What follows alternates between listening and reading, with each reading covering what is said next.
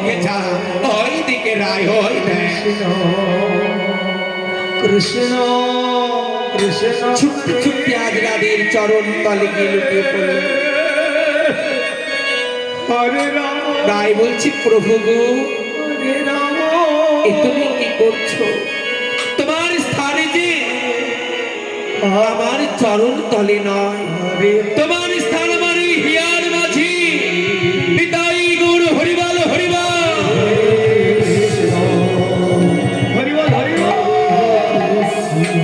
ও প্রভু, এবার যে আর একটি মনোবাসনা তোমায় পূর্ণ করতে হবে। কৃষ্ণ হরে হরে আজ তোমার ওই মহারাজ আমরা যে দর্শন করতে চাই। গোবিন্দ বলছে, ললিতা বিশাখা চম্পকলা তরুবশী তিলোত্তমা,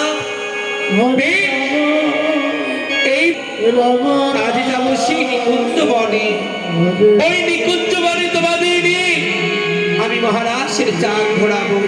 কিন্তু হ্যাঁ, তোমরা লক্ষ্য করো, ওই রাসমঞ্চে যেন কোনো পুরুষ না প্রবেশ করে।